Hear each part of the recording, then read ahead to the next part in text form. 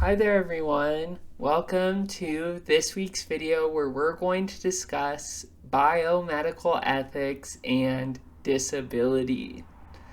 In particular, we're going to be looking at these two articles by Wendell and Tyler on this question. Now, the final unit of this class deals with various kinds of identity categories and biomedical ethics.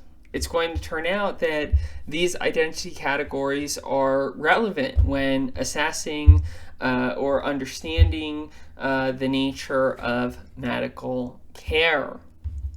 Now, disability is an interesting case for us because on the one hand it is a kind of medical categorization, and on the other hand it's also a kind of social identity in many cases, and that makes the doctor-patient relationship for disabled patients often quite difficult, right? Disability has distinctive kinds of considerations that doctors need to bring to bear in their treatment of disabled patients. Now, Wendell takes over this definition given by the United Nations that I think pretty much adequately describes how we conceive of disability. Disability is when one cannot engage in a range of normal human behaviors. So if you can't walk, for example, you are disabled according to this definition. If you can't see or you don't have the mental capacities to read, for example, then you are disabled on this field.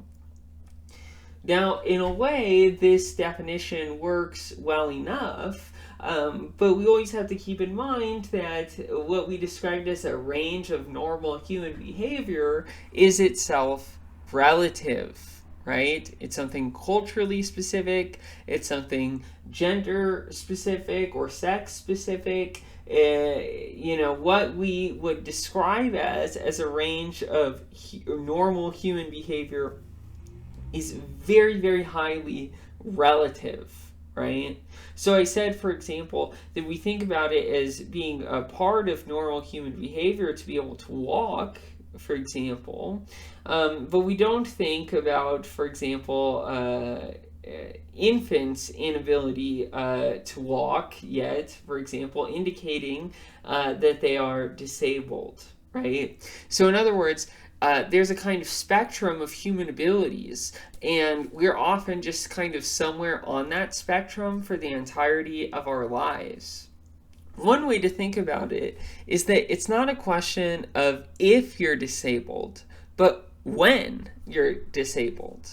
Because early childhood development, you need others, right? You don't have the range of normal human behaviors necessary to be self-sufficient. And late in life, right, you also are not going to have access to a normal range of human behaviors. Most human beings, perhaps all human beings, experience some degree of disability, right? Now, it's important to take from that doesn't mean that anyone gets to count as disabled or that being disabled doesn't mean anything, right? Because it's actually going to be very, very important who it is that we classify and treat as disabled and who it is that we don't. This is important not only for determinations such as disability benefits and so on, but it's also necessary for disabled people to have this sort of classification in order to leverage for their own care, right? So some people that are disabled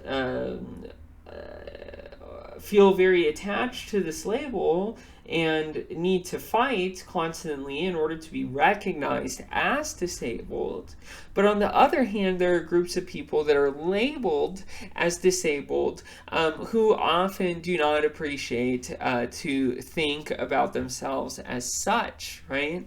And that provides us an opportunity to transition into the Tyler piece, right? And Tyler is really discussing a kind of moral issue within the deaf community regarding the use of cochlear implants, right? Hearing aid technology. There are many people within the deaf community that would say that by being deaf that they're not disabled, right? They don't have the ability to hear other people, right? But they have their own language, American Sign Language, and their own cultural norms for navigating different kinds of problems. So from their point of view, deaf people simply navigate the world differently than the hearing world, right? But not lesser or worse in that way, right? And therefore they would reject the insinuation that there's something about being deaf for the deaf community that needs to be fixed, right?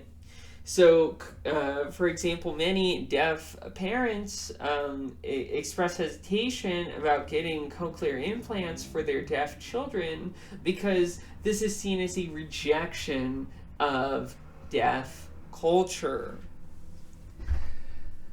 Now, these are very, very complicated issues, but because I'm asking you to also watch John Oliver's segment for this week, I'm going to try to be as brief as possible.